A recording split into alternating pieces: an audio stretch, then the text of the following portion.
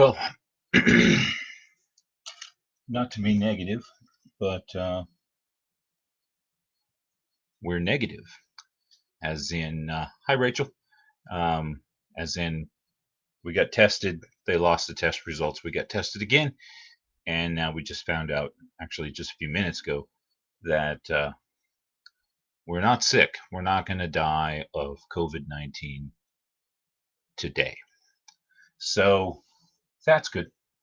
Um, like I said before, the drive to get tested was mostly something that the medical field, they wanted people to go do it. Um, wasn't really as much for my information as it was for their information, like how many people in Arizona have gotten this thing and how fast is it spreading and what part of town do you live in, and you know that kind of thing. They want to collect data. So um, I suppose there's some interest in the fact that I'm not sick at all, but I'm pretty sure that if I did have it, I would be filling out a lot of questionnaires about where I've been and what I've been doing and how many people I've had contact with and all that kind of thing. It's the kind of thing they need to know.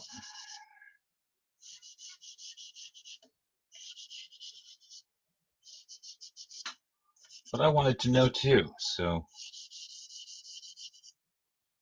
do my bit, got tested.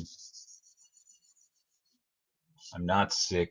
I also had the antibodies test, so I haven't been sick.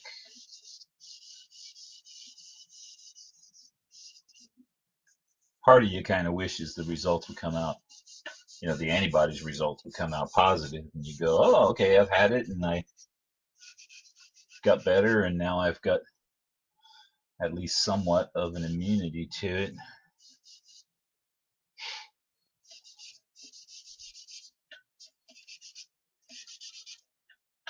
Of course, that's just kind of hopeful thinking. We don't really know if it's working like that or not. Might be, might not.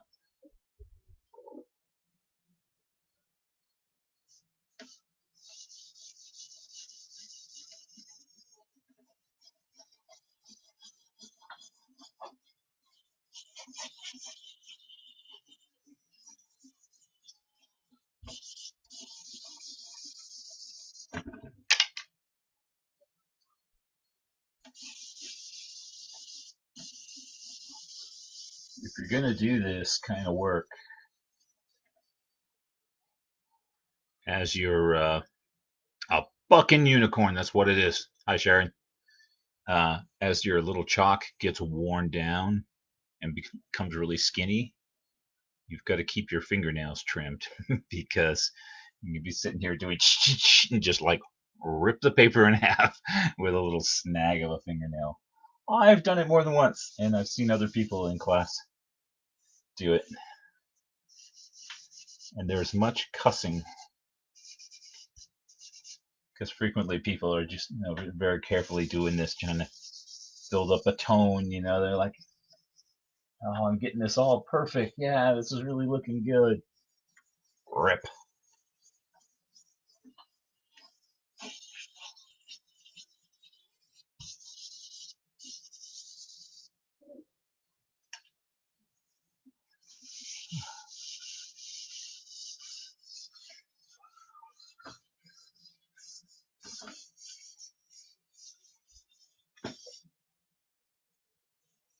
It's kind of cool looking, actually.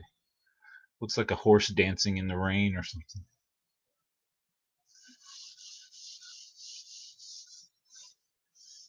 A couple of times I've tried to depict rainfall in charcoal. That's more or less what I did. I just dragged a chalk right across the page. Which reminds me very randomly that I was at a little art show one time and it started to rain just a little bit. But right before it had been, um, there's some kids running around playing, and some of them had found some flowers, or somebody was giving away flowers. I don't remember. Um, and I look up, and there was this little 3-year-old girl, and she was just staring at me with this very judgmental look. She's just like, and she's holding on to this flower. She's just like gripping it like death, and it's hanging upside down in her fist. And she's just looking at me like this, and had it started raining. It was just so surreal. It was just like David Lynch directed this scene in my life. So I sketched a picture of that. It's kicking around here somewhere.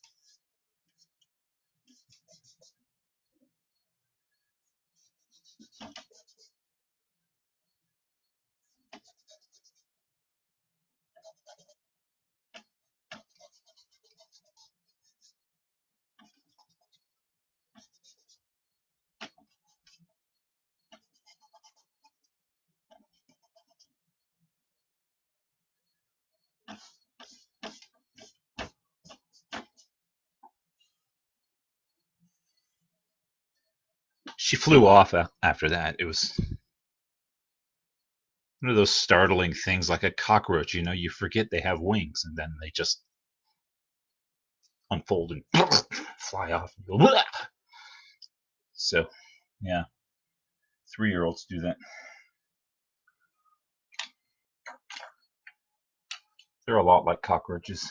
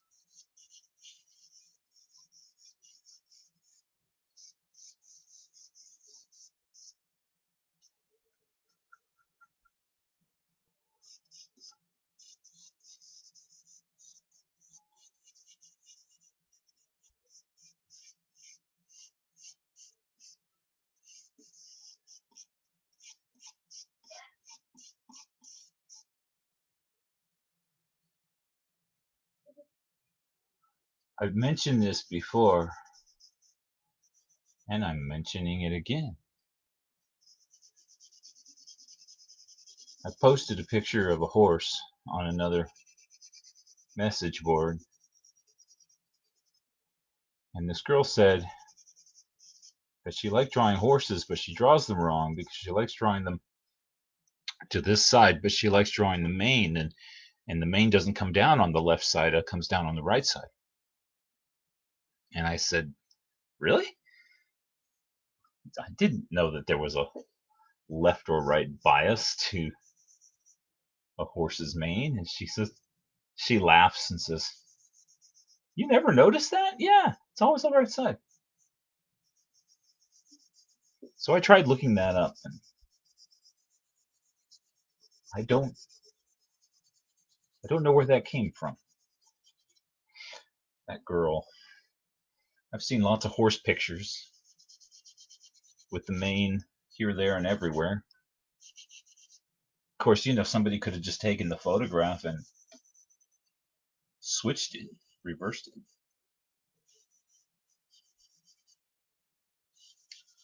But I think she was believing a legend, a suburban myth.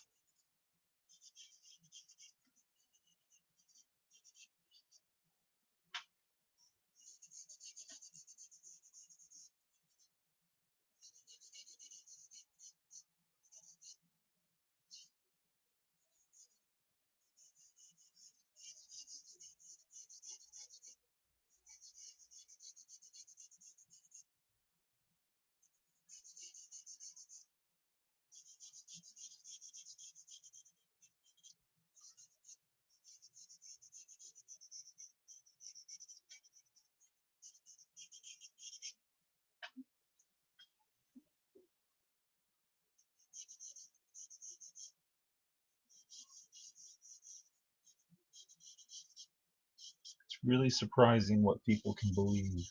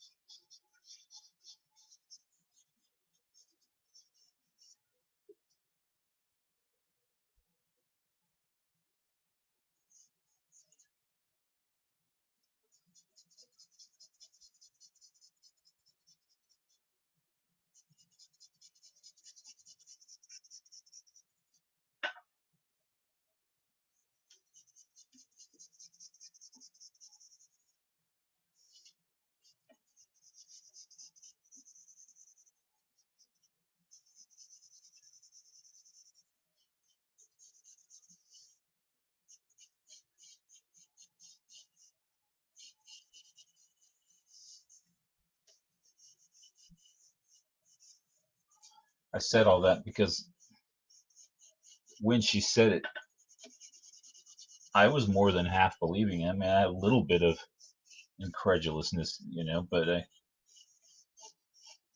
I was mostly going, geez, how could I be so stupid not to know that? This girl's much younger than me.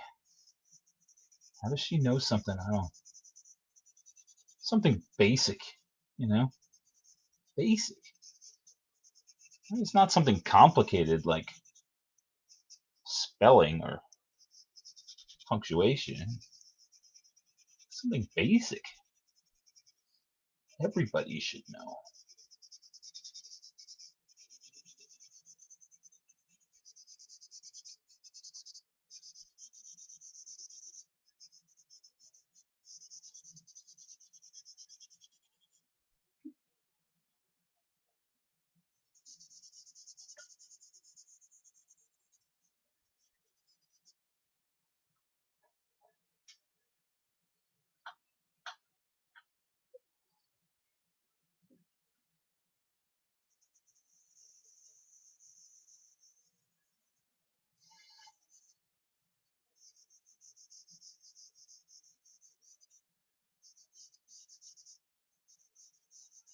There are, of course, many other people doing Junicorn, and I've been seeing other unicorn art on my Instagram and whatnot, and some of it's super good, and I just like, oh man, puts mine to shame. But anyway, sure that's what they wanted. They wanted to put me to shame by posting a picture of a unicorn. But I forget where I was going. Oh, there's other ways. Like people have the horn coming out the nose or way up here, or I don't know. Just makes me comfortable to put it there. More or less where like where a deer's antlers come out, or a goat's horns. They're right above the eye.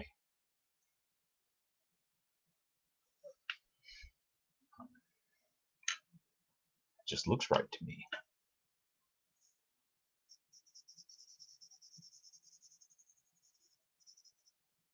Some people are doing something fanciful and unrealistic when they're drawing their unicorns. That's not the sort of thing I do.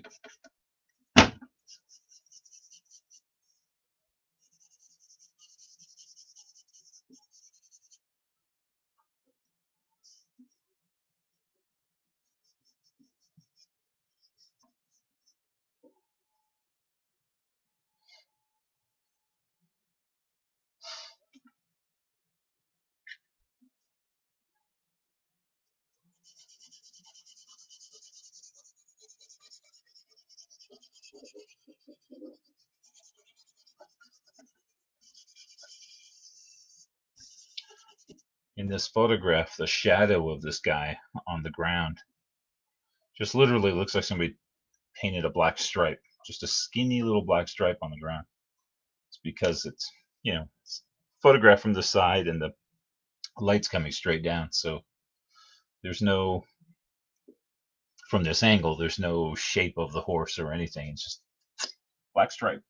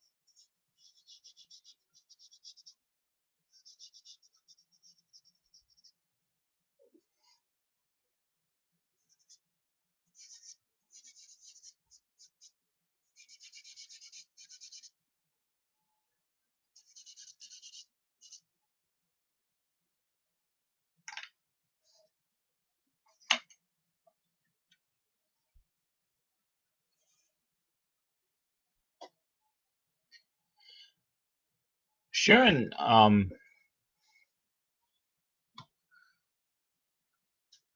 I didn't know that was part of the unicorn legend that they went around stabbing idiots. But yeah, I think you could probably just do that. I don't think you have to be a unicorn. You just like headbutt people. That's probably, that would end an argument pretty quickly. Just take the wind right out of them. Hey, David, thank you. Good to see you here.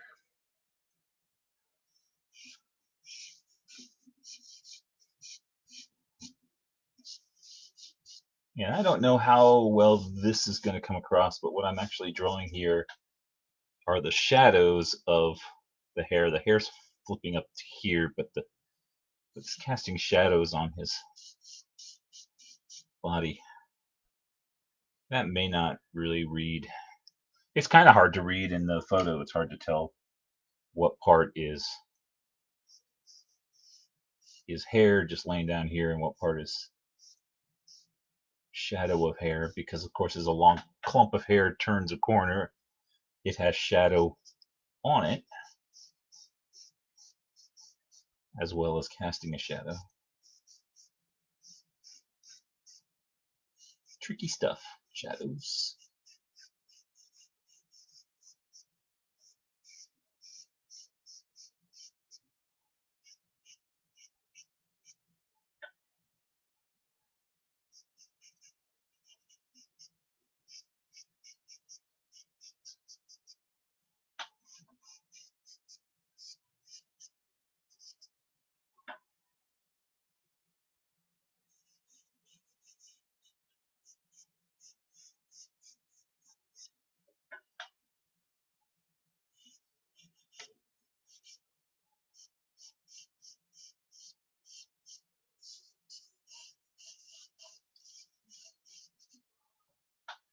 So my brain is a little bit like a pinball machine, and Sharon's comment reminded me of a joke, and it was a really stupid joke, but it's about a shipload of mayonnaise that was being delivered to Mexico, and it's a longer joke than this, but it doesn't matter. The ship wrecked, and all the mayonnaise was lost, and that was the origins of the Mexican holiday Cinco de Mayo. So that's not the part that's interesting. That's just a stupid joke. What's interesting is every year as Cinco de Mayo approaches, and people start going, "What's that holiday about?" Um, the website Snopes is inundated with inquiries as to whether um, this story about a shipload of mayonnaise sinking really is the origins of Cinco de Mayo. And so they answer that question every year and have for a long time, however long they've been around, basically.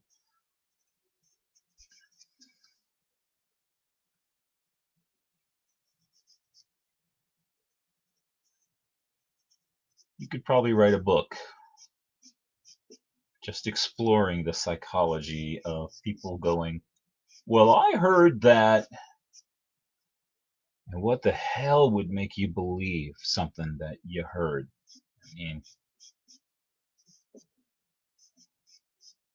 I hear all kinds of things. I don't believe anything. I don't believe anything at all. Sometimes I see stuff and I still don't believe it.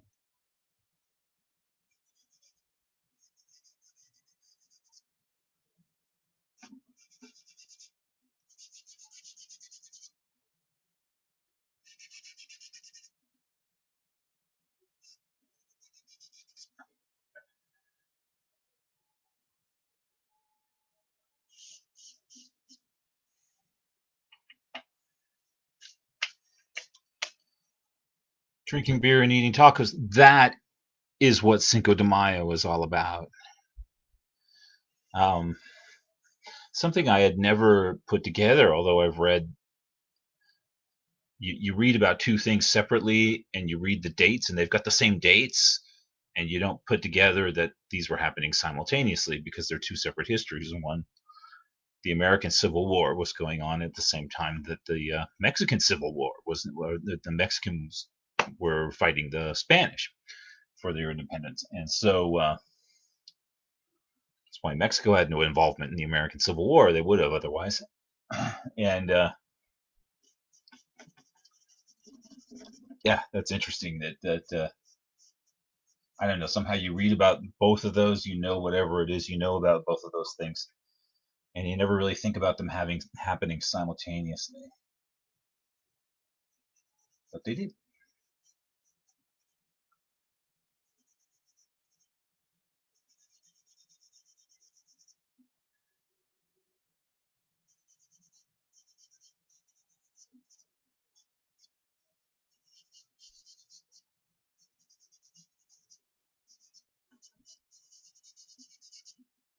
Said that, of course, because Cinco de Mayo has to do with some battle that took place in Mexico between during their war with Spain, and they lost that battle. They got their butts kicked, but somehow uh, their perseverance at it kept inspiring people for a long time to keep fighting. And so it wasn't the victory, that was sometime later, but it's the battle that they feel shows us who we are and what we're made of, kind of thing.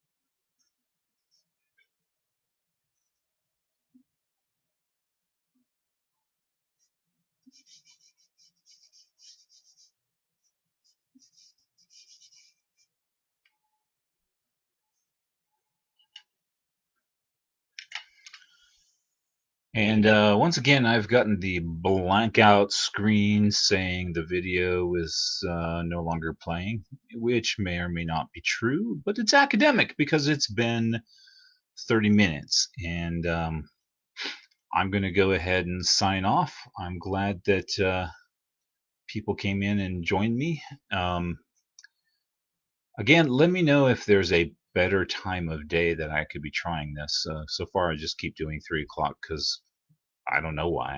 I've just been doing it. So if you'd rather I do it at 10 in the morning or something, I'm really, I'm here all day, so it doesn't really matter that much to me. So let me know, and I'll see you tomorrow, 3 o'clock.